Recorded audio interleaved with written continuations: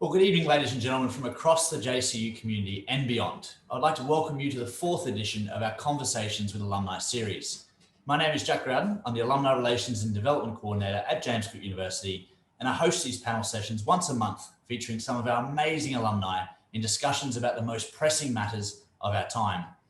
I look forward to moderating this webinar. However, before we continue, I wish to acknowledge the Australian Aboriginal and Torres Strait Islander peoples as the first inhabitants of this country, and pay my respects to the traditional owners and elders, past and present, of the land on which JCU conducts its business. In the spirit of reconciliation, I also acknowledge the valuable contribution that Australian Aboriginal and Torres Strait Islander peoples continue to make to James Cook University and the broader community. Well, to all our alumni in the audience, thank you so much for joining us. As always, our list of registrants highlights the global span of our alumni community. Throughout this series, we've been joined by alumni in more than 50 countries, from the Pacific Islands to Congo and all the way north to the Arctic Circle. And again, we certainly have a global audience befitting a global topic tonight, as we'll be reviewing a year which truly highlighted how interconnected we are as a global society. The COVID-19 pandemic, its subsequent economic recession, and political events this year have really impacted every person on the planet. Now, our Conversations with Alumni series is all about discussing the most pressing matters of our time. And there's no doubt that 2020 has provided us with some of the most punctuating moments in history, which we all get to witness firsthand. To provide some critical insights into how we have fared during and how we're poised to emerge from this quite astonishing chapter of the human narrative, I'm thrilled to be joined by a very astute and experienced panel, which we are honoured to have comprising three of our distinguished alumni. As I've remarked throughout this series, as an alumnus of JCU myself, I'm proud to count myself among the same group as our esteemed panelists who join us this evening, and all of you out there doing wonderful things around the world. So, firstly, I'm delighted to introduce Dr. Alex Robson, who graduated from James Cook University with a Bachelor of Arts in 1993, which included a first-class honours thesis. In year 2000, he completed his PhD at University of California, Irvine, before returning to Australia to lecture at the Australian National University until 2008. A short stint followed as Senior Economic Advisor to Malcolm Turnbull in the Treasury Office, before in 2010, he became a Director of Deloitte Australia. In 2015, Alex returned to a similar role with Mr. Turnbull as a Chief Economist in the Office of the Prime Minister of Australia. Such an illustrious career led to his appointment in 2018 as Australia's Ambassador and Permanent Representative to the Organisation of Economic Cooperation and Development, known as the OECD. Alex, it is a pleasure to have you joining us today from Paris. Welcome. Thanks very much, Jack. Great to be back at JCU, and congrats on the 50 years. Thank you. And next, we're truly privileged to have Natasha Smith, who is joining us from Ottawa in Canada with quite a sturdy cup of coffee, I must say, as it is actually pre-dawn there. So Natasha graduated from James Cook University in 1993 with a Bachelor of Economics. Born and raised in Townsville, she began work at AusAid, Australia's former foreign aid agency, immediately after graduating, and she's forged an extensive career in development and the Foreign Service. She's currently Australia's High Commissioner to Canada. She's also been posted to Indonesia and to the United Nations in New York. In Canberra, during her over 25-year career, she's held a range of senior positions managing issues as diverse as Australia's development relationship with the Solomon Islands, Pakistan and Afghanistan, humanitarian response, workforce issues, and corporate change. Natasha was a part of the task force which managed the high-profile integration of the former AusAid into the Department of Foreign Affairs and Trade. She held the position of First Assistant Secretary of the Multilateral Development and Partnership Division before moving into her current role in 2018. Welcome, Natasha, and thank you so much for battling the time zone and joining us for this session. Thanks, Jack. Good to be with you. And next, we're pleased to welcome Dr. Erin Bromwich, who graduated from James Cook University in 1998 with a Bachelor of Science with honours, and again in 2005 with a Doctor of Philosophy, majoring in immunology and microbiology. Dr. Bromwich's profile grew immensely during the COVID-19 pandemic, when his commentary of the devastating global event was viewed by tens of millions of people. One of his blog posts in particular, "The Risks, Know Them, Avoid Them," was lauded for its clear, concise and approachable nature, qualities which we have all craved throughout this crisis. That post was viewed by almost 20 million people, resulting in him being featured on prominent global news outlets such as the New York Times and CNN. It has certainly been a phenomenal year in your life, Erin. So thank you so much for joining us this evening from Boston, where it must be a very similar time to Ottawa, yeah? 4 a.m. in the morning. So thank you very much for having me here. No, thank you. And thank you so much to the whole panel for coming on board at this time. And thank you for joining us. I think it's fair to say for the audience, we have a very high caliber panel to take us through a review of 2020. So to our audience, should you have any questions for our panelists, please pop them into the Q&A box at the bottom of your screen, and we will endeavor to get them answered towards the end of the webinar. So without further ado, let's begin. Erin, I might start with you, but I would encourage all panelists to jump in, should they have any comments throughout the session. Erin, any glance to a news bulletin across the world at the moment would indicate that the COVID-19 pandemic has been the catalyst behind making 2020 a year quite unfortunately unforgettable. And your commentary of the pandemic, particularly in its early days, it received significant acclaim for its clarity. So I thought it would be best to start this session with a brief encapsulation of the pandemic, especially how it's unfolded. So perhaps could you remind us how it all began and how rapidly the coronavirus spread around the world? Well, thanks. Yeah, so you may not know, today is actually the coronavirus's first birthday. So it was 1 year ago on the 17th, so I guess yesterday for you, where the very first case of COVID-19 was actually diagnosed, was actually seen. It was in a 55-year-old man from China. They didn't really work out what was going on until about the 8th of December. But it's hard to believe that this virus has been with us for a year and has caused just this devastation that we've seen globally since that it emerged. But what we do know is that in December, we had this virus emerging in China. It was just brewing through the population there. The estimates are about 250 people by the end of December had been infected with the virus. And that's about as good as we know at that stage. We started seeing it. And so just an interesting aside was it started to emerge in the different viral tracking forums that I'm involved in with teaching and with my own research. And so I typically pick a virus or a new emerging outbreak to incorporate in my class. And we saw it in December. We were actually teaching about it on January the 6th. So my class for this past year has been involved in this virus as it actually started to emerge out of China. Little did I know it was going to have sort of the global impact at that time when I put it in. But it was sort of like, okay, we can see something is happening. China really did its best to put a lid on things. They notified the world on, it was January the 3rd, when they started telling the world that we actually had this new emerging respiratory virus that was coming out. Really, and we know their response and how strong their response was, but we also knew through the mobility of people coming out of China that it did get out, and we needed to take some sort of global stance on this.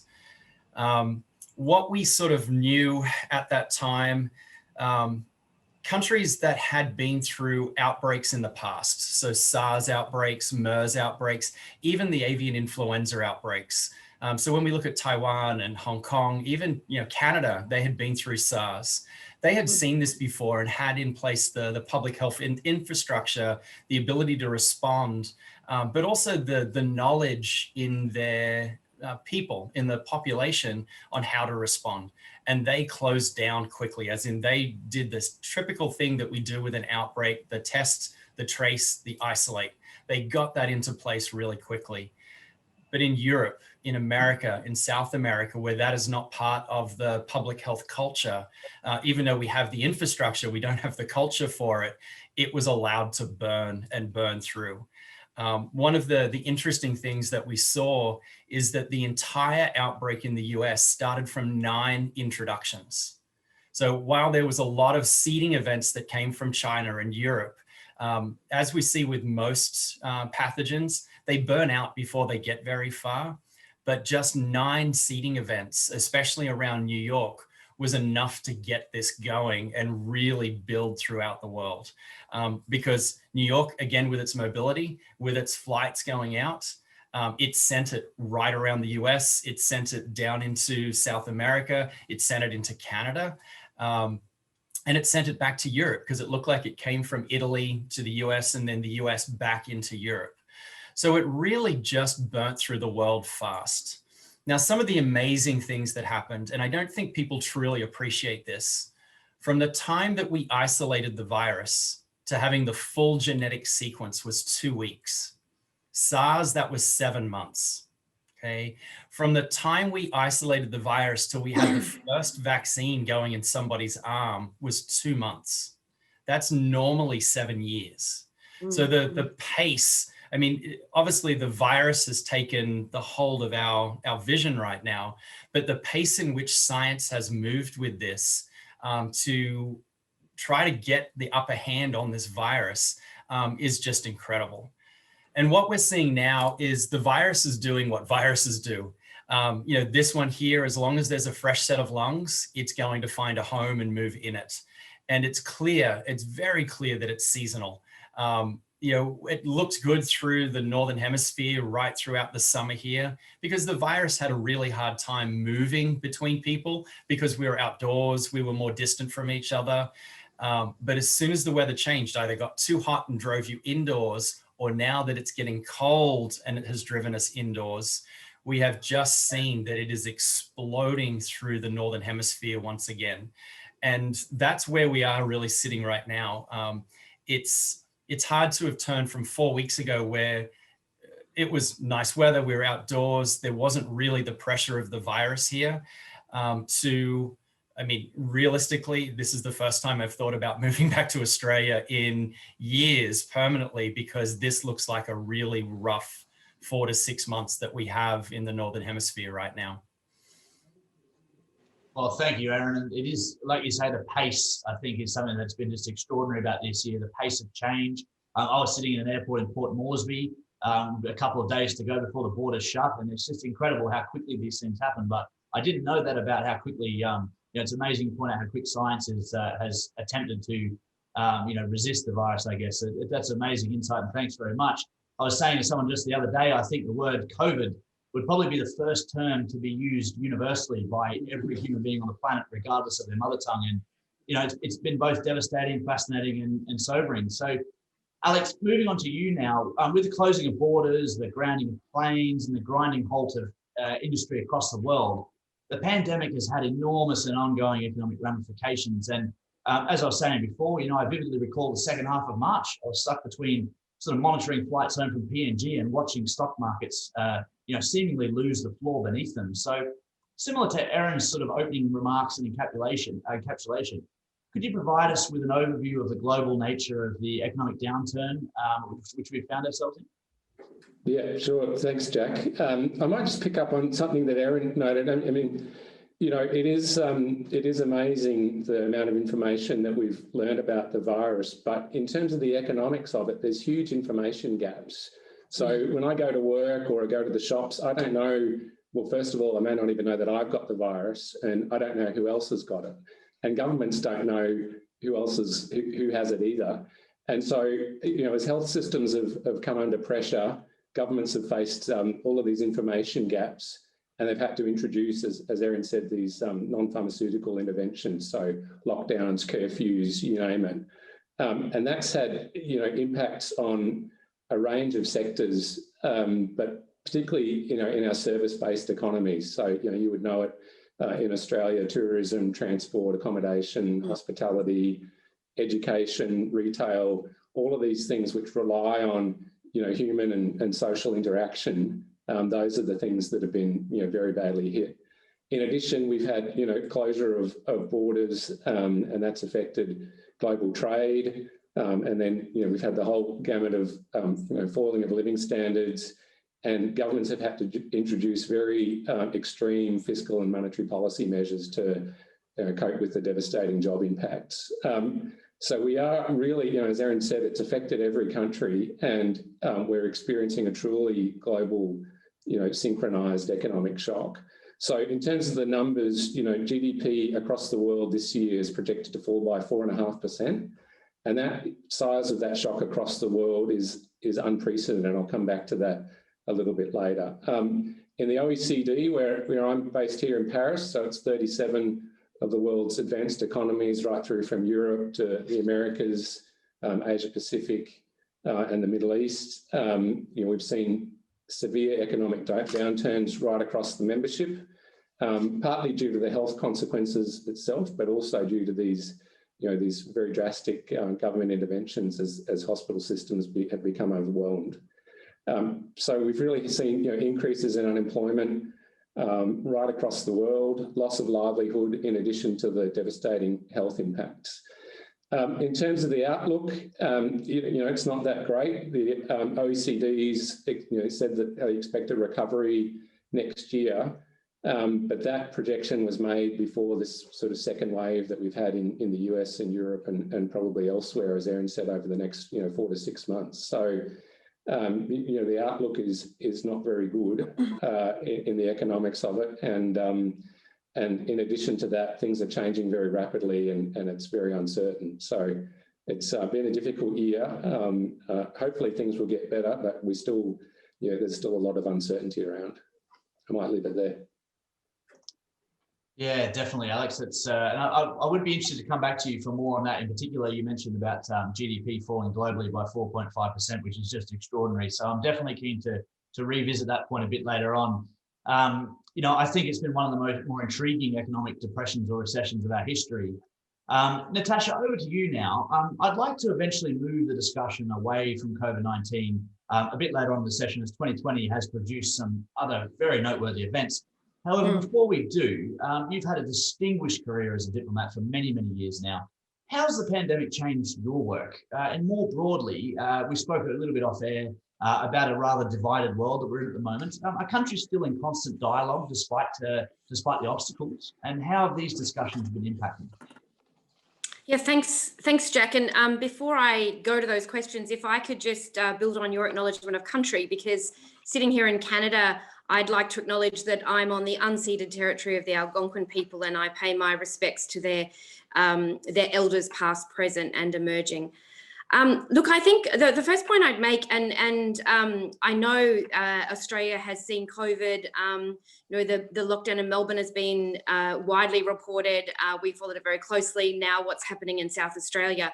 COVID is just very real and present, and the sort of restrictions that Australia has seen fairly localized. The followers and those that are joining us from within Australia, I think, just to understand that a lot of that is still very current here. It's a real and present danger, and as Erin has explained, the caseload is just going up, and certainly here in Canada with the second wave and the sorts of measures that are being taken, it's really not life or work as usual, and that extends as much to diplomacy as anything else. And I'd say, if you boil it down, diplomacy is really about relationships and about connections, and a lot of that, particularly for those of us posted overseas, is about the personal connections.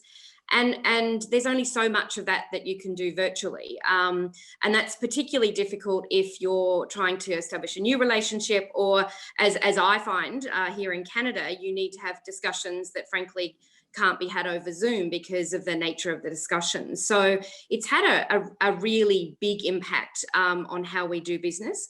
I'd also say that, people have this vision of diplomats going to cocktail parties and those sorts of things. And we do, but they're an important forum for where we get our work done. So much of what we do is incidental, it's in the margins very deliberately. And that's all gone.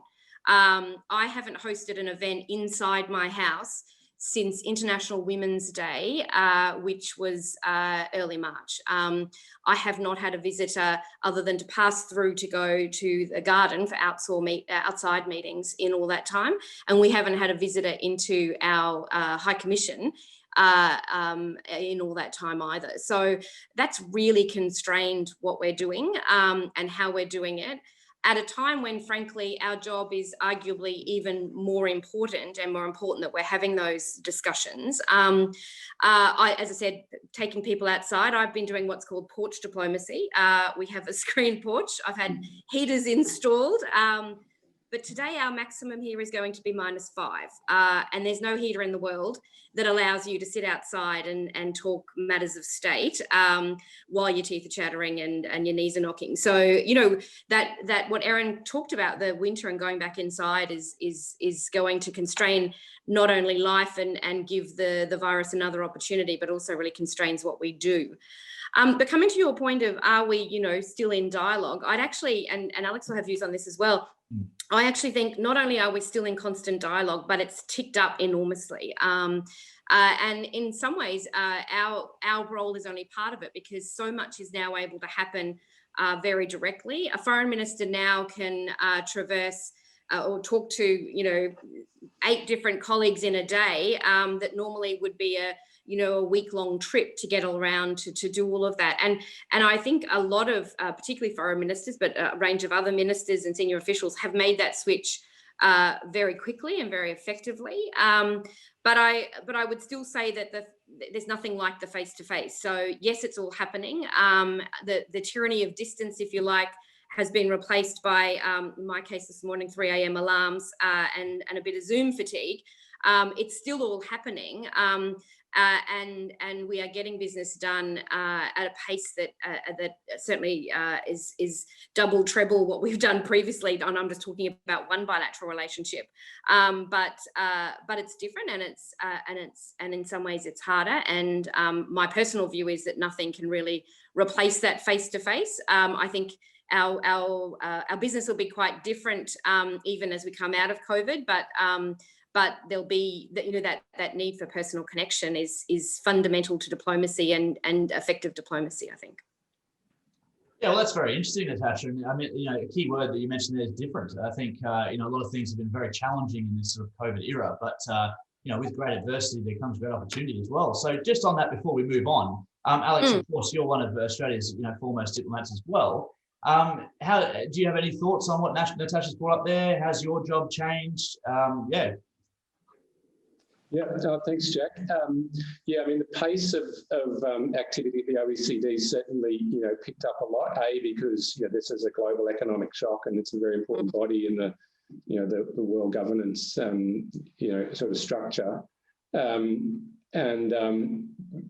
on sort of policy issues, it is striking to me how much agreement and common approaches there has been to COVID across the OECD membership at the broad level, and that has really been something that I've noticed. And it's also true on a range of policy issues. It's what I call, and other people have probably said it, this sort of small m multilateralism, where we just keep meeting, keep discussing things. The work of the OECD keeps on going, and there's standards being agreed and things being talked about all the time, which is very good for an international forum like the OECD. I mean, one thing, just taking an example on technology, last year all the OECD members agreed on a framework or a set of recommendations on artificial intelligence.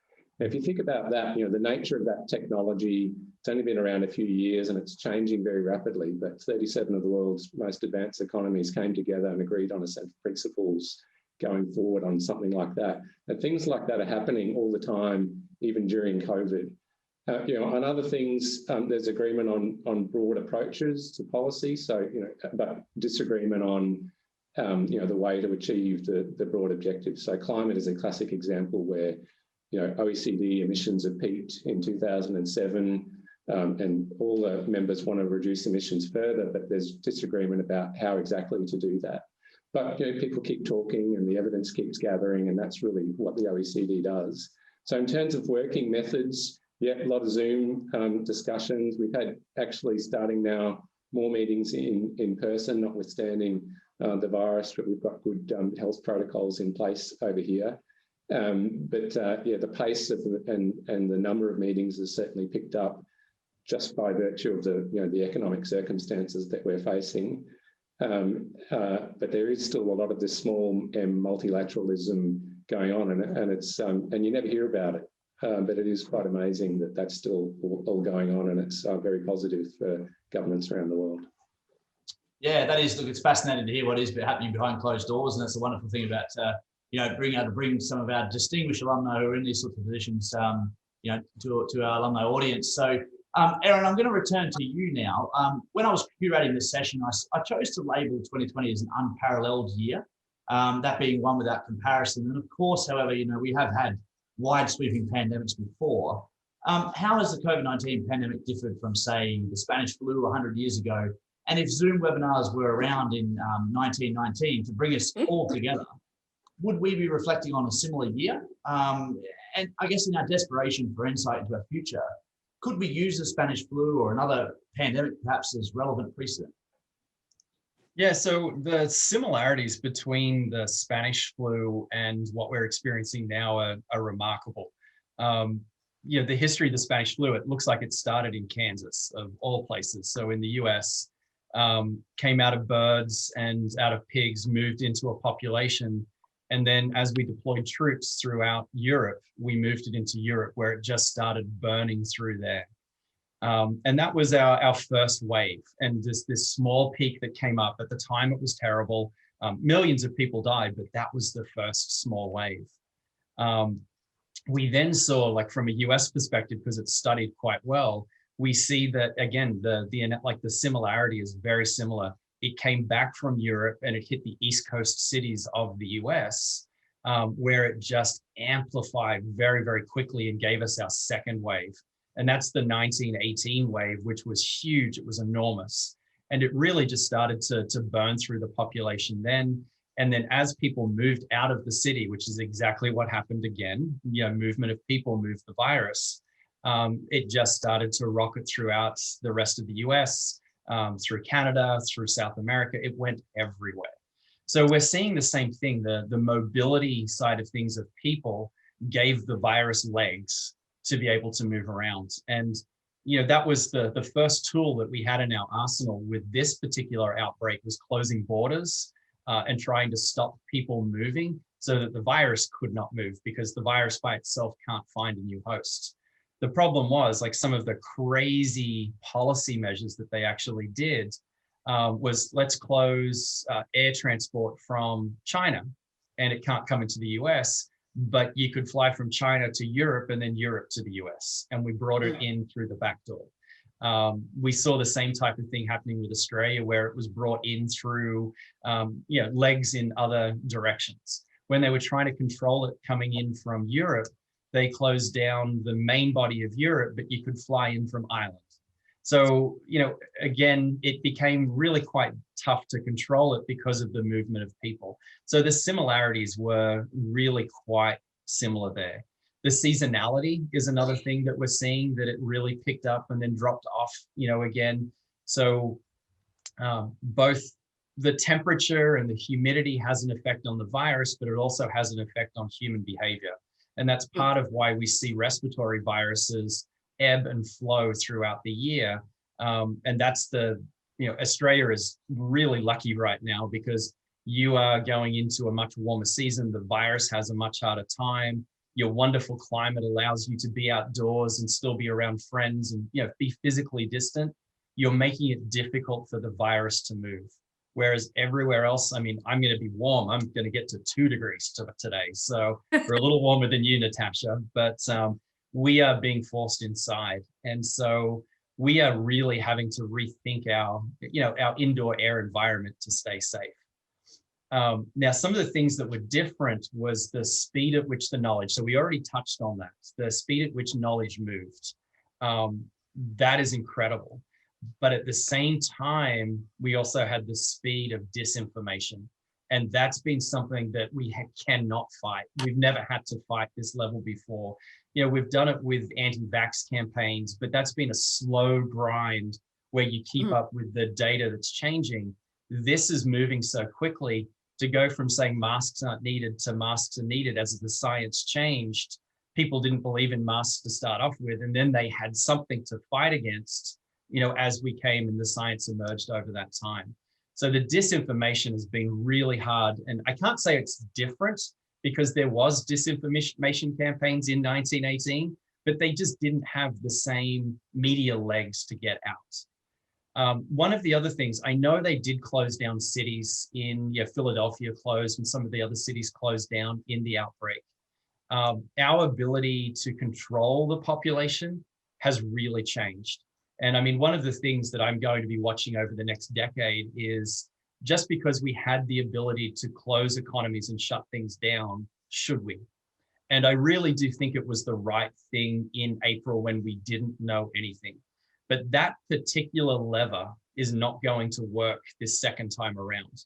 No. Because what we now know about the virus in the new wave coming out, it's not moving in workplaces as well, because workplaces have done a pretty good job of getting it under control. It's now moving in households. So what we see is you go to work, one person might get infected at work or going to a restaurant, but then they bring it home to their family, and then it's 5 people in the house getting infected. And that's not going to be addressed by closing a bar at 10 o'clock or having 15 people together. So we've got different levers and different things that we have to do now in order to bring it under control. So, there are similarities, there are differences. One of the things that I think we need to get used to is this is with us forever. You may not realize this, but the 1918 Spanish flu is still with us today. So I know Australia had a really low influenza season this past winter, but last year you had H1N1 included in your vaccine.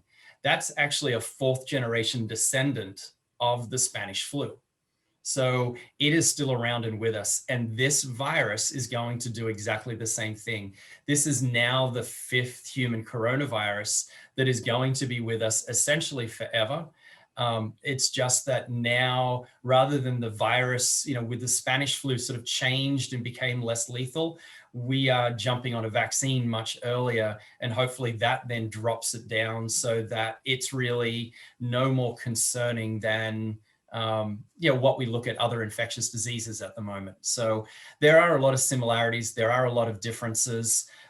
It's going to have ripple effects through economic policy and public health policy and those things for years. There's going to be quite a few dissertations come out of this. But I think that you'll find people like Alex and Natasha are going to be picking up the pieces for a very long time after the viral threat has been solved. Well, it's fascinating, Aaron, and plenty of things I'm sure our audience weren't aware of as well. So thank you for that enlightenment, I guess. And, look, keeping with the sort of view to look to history and precedent, Alex, since the Industrial Revolution, we've seen a number of devastating global depressions and recessions. They do appear to be getting a little bit more frequent. How is this economic crisis different from precedents we've had in the past, such as the global financial crisis, the Great Depression, or the crash of '87? Was this crash coming, or was it rather entirely triggered by the outbreak of COVID-19? Yeah, thanks for that question. I mean, it's a good one. Recessions have always been part of our economic landscape, of course, and prior to the GFC, there was a lot of work coming out of some very prominent economists that said that actually economic volatility had been declining over the last few decades. And then, of course, the GFC hit, and now we have COVID-19. So that thesis has probably gone out the window for now. But it is interesting to compare COVID, this crisis, with the GFC. And for me, it's very different in at least 3 respects. First, it's just the characteristics of each of these economic shocks. So if you think back to the GFC, started in the United States with the subprime mortgage lending crisis, and that created, ructions in financial markets, a breakdown in intermediaries, and central banks really had to step in, and governments had to step in with some, very, extreme short-term measures to stop those, and to stop the bleeding in financial markets. And then subsequently to that, we saw the impact on economic activity. But that was the nature of the shock, and it was more traditional in that respect, although it was unique, but it's a more traditional kind of economic shock where something happens in the private sector and then governments have to deal with it. COVID in that respect, in that characteristics, is completely different in the sense that we've had a health crisis which has its own economic impact, But that didn't come about as a result of businesses failing or poor economic decisions. It's come about as a result of the health crisis, but then also the government responses that I've talked about before, and the inevitable and necessary measures that Erin talked about way back in March and April. So in that respect, COVID is very different from the GFC. In another respect, it's also very different, and that's just the sheer scale of it, like I spoke about before. So in the GFC, people often refer to it as a North Atlantic kind of crisis in the US and Europe. In Australia, not so much. In China, not so much. India, other places, but primarily, it was limited to these Europe and the United States. And the scale of that was very different. So as you may have heard Prime Minister Morrison say, during the GFC, global activity fell by 0.1%. And as I said before, this is 4.5%. So that is a massive, 45 times, the difference there in terms of the impact on economic activities. This is huge. And then it's the scope of the shock and the ongoing nature of it. So it's right across every economy, complete industries are being decimated. That didn't happen in the GFC. I mean, people lost their jobs, but it wasn't like, tourism just completely, stopped. We didn't have airlines shutting down completely. We didn't have,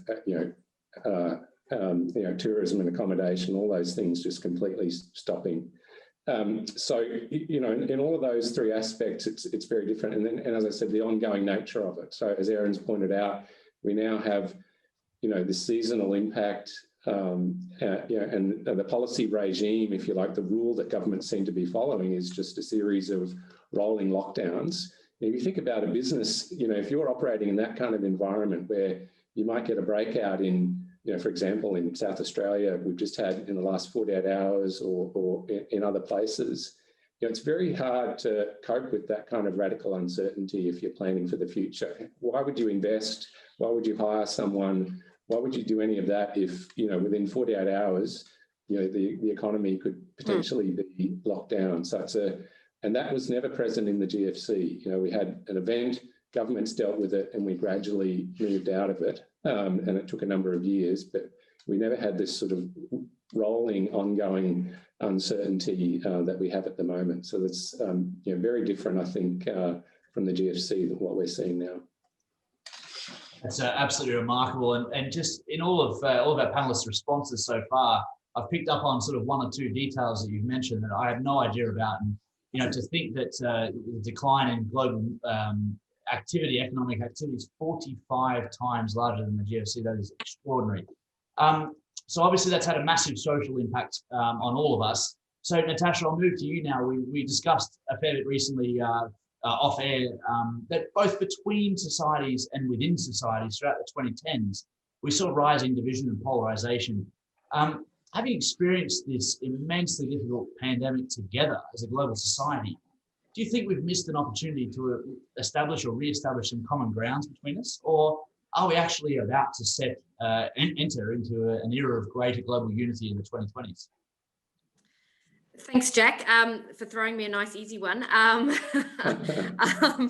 Look, I think you can approach this one. You're either a glass half full or a glass half empty kind of person on this. And I wouldn't be in the business I'm in if I didn't believe in diplomacy, in bridging divides, finding common solutions, common purpose, and common, I suppose, common ground. And so I'm going to say we haven't missed the opportunity yet. I don't disagree with you. 2020 has been beyond extraordinary. The last decade has, the last 20 years, you can go back and see even from September 11 and what's happened since then. And I take heart, I suppose, that some of if you go way back in history, some of the most important change we've seen socially and politically has come out of times of great division and protest and struggle and disagreement. And so I suppose I cling on to that. I would also say, and Alex made this point, that, people focus on the big things we disagree on. And that's the media as well that amplifies that. isn't focusing on all the small things we are agreeing on and that we are finding common purpose and we are moving forward on. And I do think COVID is global. It's a global pandemic. It means that we're all in it together now in varying ways, and the context is different in different countries. But fundamentally, we can't see it, but we're all trying to fight this thing. And the response and the recovery has to be global, because Erin's explained that we won't get rid of this, but even if we want to get this under control enough, it's not going to be enough to just do it in Australia or do it in Europe. It's a global thing. So I think, ironically, it could be, and I hope it will be, the sort of thing that does bring us together. And I think, for Australia's part, we're not just looking after ourselves. You've seen the government has made a number of announcements and is doing an awful lot in our region to help response and recovery, and very focused on recovery as well. This isn't enough just to kind of, if you like, address the virus and the health issue. This is going to, Erin's right, we're going to be picking up the pieces or managing the fallout of this for a long time to come. So I think, we're leading by example in that sense, leading by example on the vaccine. You'll have heard the Prime Minister say that, when it comes to a vaccine, whoever finds it shares it, because we're all in this together and we need to do that. So I think we haven't missed the opportunity. I don't think finding common ground on some of the biggest and most divisive issues is in any way going to be easy. But I'm very proud that Australia and Canada, sitting here, are two countries that are working bilaterally, plurilaterally, multilaterally, regionally, small m, as Alex describes it, as well as capital M, to find common ground. And as I said, I wouldn't be in the business I'm in if I didn't think that there's hope for that. But I don't think our jobs are going to be easy in finding it. Excellent. Yeah, and look, let's build on that optimism, I guess, for the last 15 minutes of this session.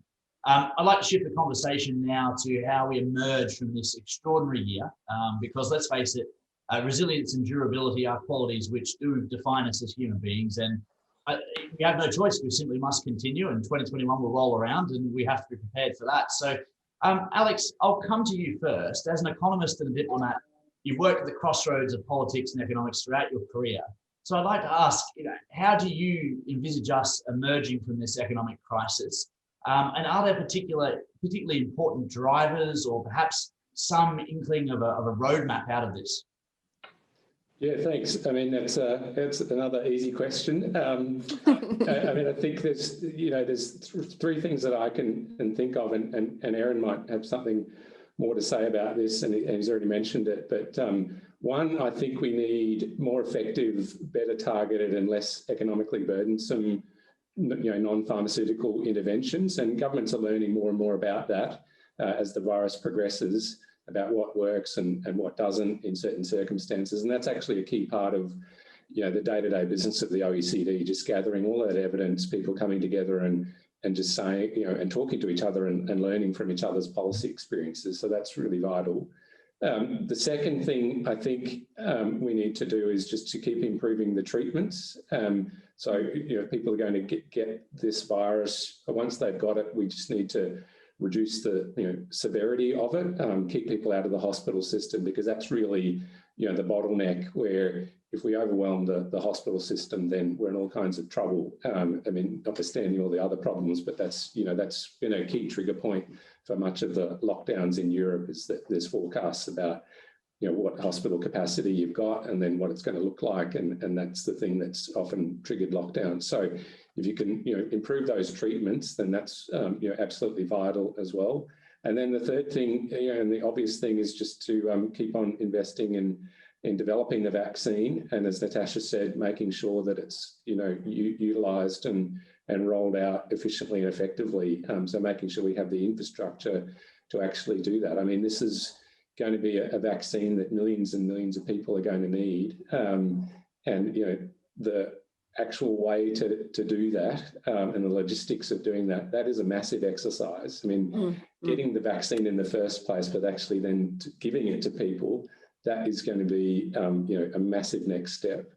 So as if those three things weren't enough, I mean, I think then there's, a whole range of policy issues which we'll then have to cope with. So, first is just the build-up of deficit and debt that we've got now as a result of all the policy measures. So, over the medium term, how do we deal with that? And have to be done by a combination of lower spending, higher taxes, increased growth, or asset sales. I mean, those are the four things that, if you're going to reduce debt, that's the only tools you've got, basically.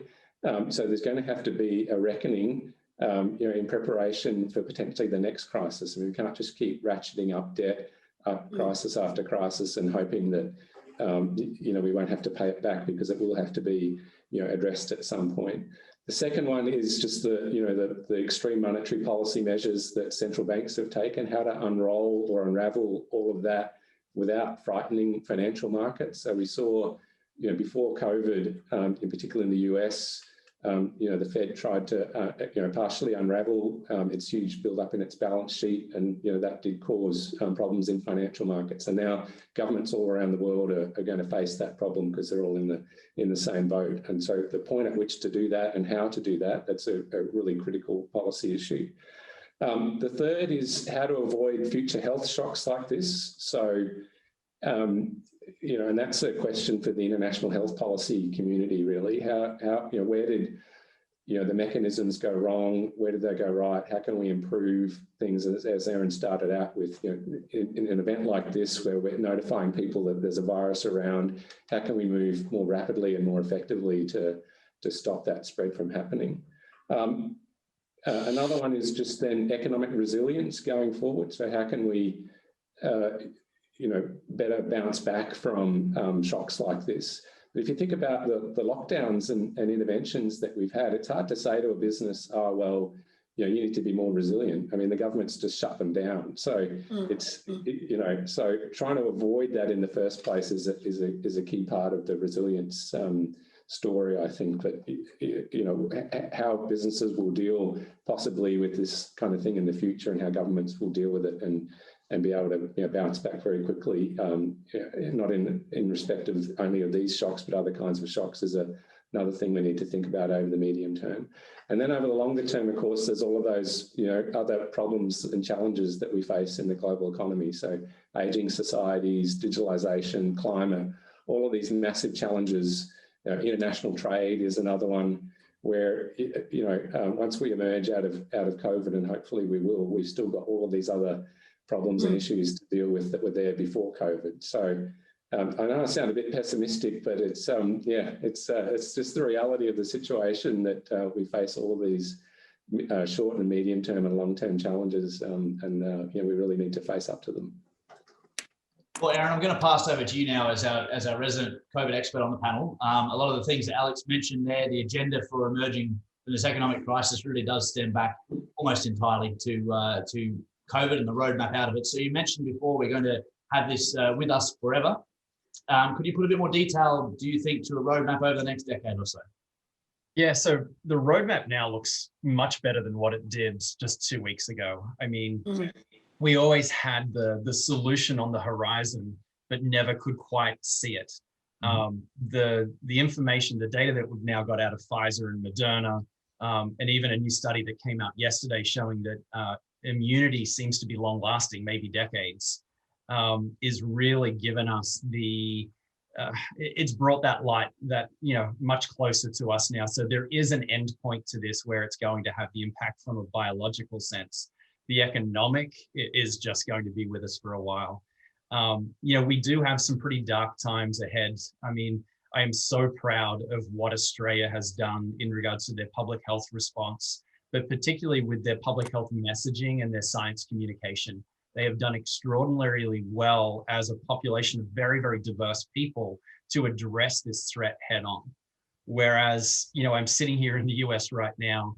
This week, we're going to cross 200,000 cases a day. We are going to have 100,000 people in hospital, and we're going to be back at 2,000 deaths a day before this week is out. That is more in a day than, it's actually 10 times more than what we saw in Australia in the total pandemic. So we still have some pretty dark times, but there's definitely and outside of this. The things that are going to get us through to that March, April, May, where things really change, are non-pharmaceutical interventions. So wearing masks, distance, better buildings, those things, but also the really rapid pace, which is amazing, of the medicine. 42% of people that went into hospital in April into ICU died. We're down to 12% now because of what what the doctors have learned. 80% of people on a ventilator died. We're now below 50%, and much fewer people go on ventilators. So the science, the medicine is moving very, very quickly, and that's a great thing. It's not moving fast enough to stop this huge impact that's going to happen in the next few months, but there clearly is a roadmap out of this right now. The big thing that we do need to focus on, and it cannot disappear from the science side, has to be the meshing of science and journalism, science and communication together, because while we may address the scientific gap that we've got of the knowledge with this virus, it's clear where there is good public messaging, where there is a unified response in regards to the nation, those nations look fantastic right now with this public health threat or whatever the next one is that comes along. In countries where science is optional, where communication doesn't get across, you're seeing this just terrible response inside the country. And so some of the things that I want to see in the roadmap out of this and future pandemics is good public health messaging policy that gets across to the population, and really good science communication skills. We need to teach our scientists how to communicate with the public at a level the public can actually understand and assimilate that knowledge into their own life going forward. That is what my sort of goal is going to be for the years coming forward, is that integration of science and communication. And we have to do that at the public health level as well. Well, thanks, Aaron. I think it's very reassuring for the audience to hear some informed optimism. And I know Natasha is another great source of informed optimism. So Natasha, we've got about 9 minutes left. I will close with you, again, with an eye to the future. As we move towards 2021, what are some of the prospective big world events that we should look out for? Are there some key geopolitical issues that will dominate the headlines next year? Will the coronavirus continue to impact on the geopolitical space and relations between nations? Tell us, what are we in for? Wow, Jack. So I think I'm picking the lotto numbers on Saturday night might be easier than answering that question. Yeah. I mean, if I just think of what I thought 2020 was going to be like this time last year, it's frightening. And then even January, we started with watching from here, and I was in Australia in February, the bushfires and then the floods that hit Townsville.